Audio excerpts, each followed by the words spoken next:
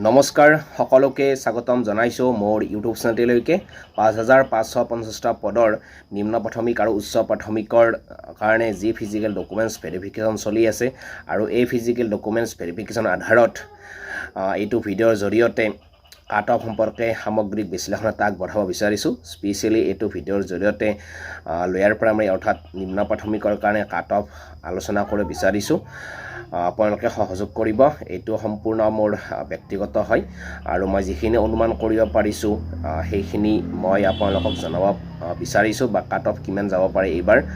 নিম্ন প্ৰাথমিকত যেহেতু এতিয়া প্ৰাৰ্থীসকলক ফিজিক্যাল ডকুমেন্টছ ভেৰিফিকেশ্যনৰ কাৰণে মাতিছে আৰু অলৰেডি ভেৰিফিকেশ্যন চলি আছে ইতিমধ্যে লাষ্ট লিষ্টৰ থাৰ্ড লিষ্টৰ ভেৰিফিকেশ্যন চলি আছে আৰু 10 তাৰিখলৈকে চলিব গতিকে এই সম্পৰ্কে আমি যিখিনি জানিব পাৰিছো বা কাট অফ কিমান যাব পাৰে সেই সম্পৰ্কে বহুতে ভিডিঅ' বনাব দি আছে ইয়াৰ আগতে আমি ভিডিঅ' বনাইছিলো কিন্তু সেইবিলাক ভিডিঅ'ৰ লগত কিছু অলপমান পাৰ্থক্য থাকিব এইটো কাট অফ ইয়াৰ আগতে আপোনালোকক কৈছিলো যে কাট অফ এইবাৰ 5550টা পদত বহুত বেছি নকমে বহুত বেছিও নাযায় কিন্তু বহুত কমো নাযায় এনেকৈ আমি আমাৰ আগৰ ভিডিঅ'বিলাক চালে আপোনালোকে দেখিব আৰু সেই যেটো ক্যালকুলেশন কৰিছিল হেটো হ'বলৈ গৈ আছে গতিকে 5550টা পদৰ প্ৰাৰ্থী যিসকল প্ৰাৰ্থীক মাতিছে মাৰ্ক থকা প্ৰাৰ্থীকো মাতিছে আৰু মাৰ্ক নথকা প্ৰাৰ্থীকো মাৰ্ক কমকৈ থকা প্ৰাৰ্থীকো মাতিছে আৰু বহুত বেছি মাৰ্ক থকা প্ৰাৰ্থীও কিন্তু এতিয়ালৈকে ৰৈ আছে আৰু সেই অনুমানৰ ওপৰত ভিত্তি কৰি আমি ভিডিঅ'টো বনাব বিচাৰিছো যেহেতু ফিজিক্যাল ডকুমেন্টছ ভেৰিফিকেশ্যন চলি আছে আৰু ভিডিঅ'টোৰ জৰিয়তে যিখিনি কাট অফ আপোনালোকৰ ওচৰত দাঙি ধৰিব বিচাৰিছো আপোনালোকে নাভাবিব যে মই যেটো কাট অফ আগবঢ়াম হেটোৱে সত্য হ'ব এটো এটা সম্পূৰ্ণ আনুমানিক হয় বা আমি যিখিনি দেখিছো প্ৰাৰ্থীসকলৰ মাৰ্ক বা যিখিনি শুনিছো হেটোৰ ওপৰত ডিপেন্ড কৰিহে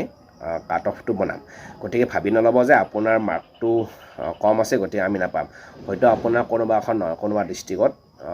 আমি কোৱা কাট অফতকৈ কম যাব পাৰে কিন্তু যেটো মই অনুমান কৰিছো কিমান কাট অফ হেতু মোৰ ব্যক্তিগত ক্যালকুলেশন গতিকে হেতু আপোনালোকে কোনেও ধৰি নলব যে মোৰ কাট অফ এইটোৰ ভিডিঅ'ৰ লগত নিমিলে গতিকে মই আৰু নাপাম তেনেকৈ ভাবি নলব কিন্তু এটা সামগ্ৰিক এটা বিশ্লেষণ আগবঢ়াব বিচাৰিছো 5550টা পদত কাট অফ কিমান যাব পাৰে প্ৰথমতে ক'লো যে আপোনালোকক যে আমি ইয়াৰ আগতে যিবিলাক ভিডিঅ' বনাইছিলো তাত মই কৈছিলো যে কাট অফ এবাৰ বহুত বেছি নকমে বা বহুত বেছি নাবাঢ়ে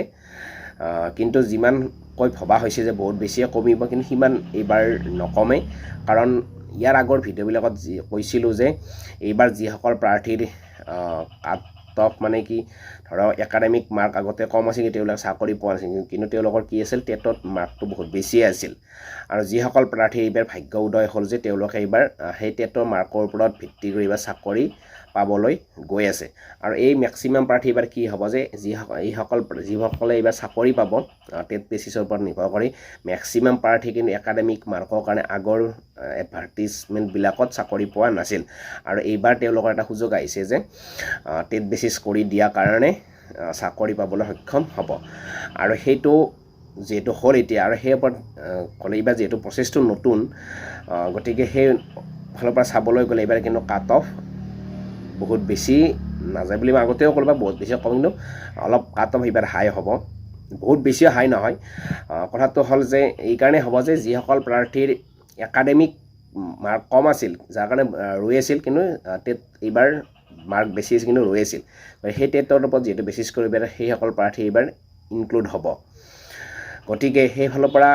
চাবলৈ গ'লে মই আপোনালোক জনাব বিচাৰিছো যে জেনাৰেল ক্যাটেগৰী যিসকল মানে কি প্ৰাৰ্থী আছে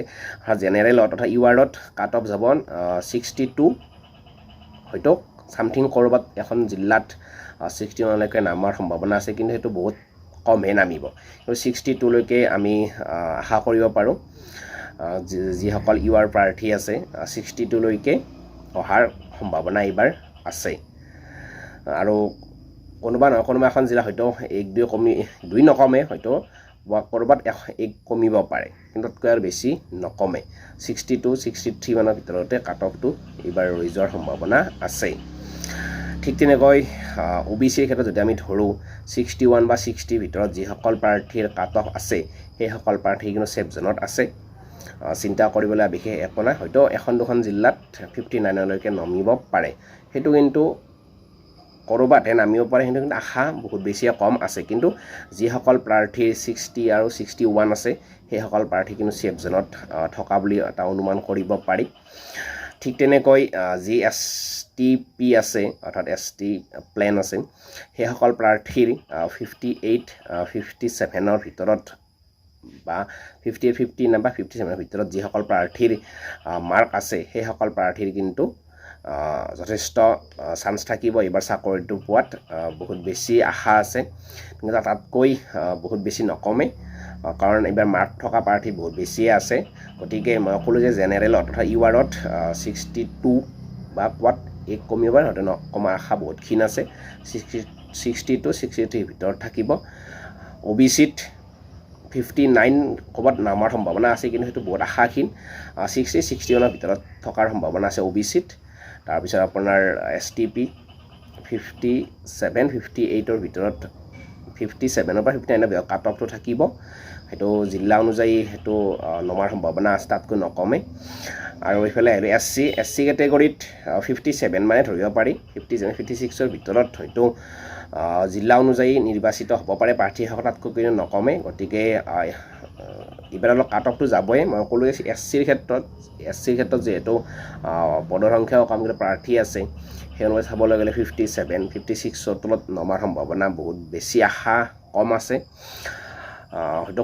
কোনোবা এখন জিলাত 59ৰ পৰা হয়তো নামি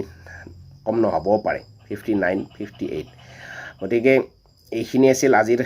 কাট অফ আপোনালোকে ভাবি নল'ব যে মই যিখিনি কাট অফ আপোনালোকক দিলোঁ এইটোৱে সত্য হ'ব এইটো মই এটা অনুমান কৰি আপোনালোকক কৈছোঁ যে প্ৰাৰ্থীসকলৰ মাৰ্ক চাই কিনে কাট অফটো দিছোঁ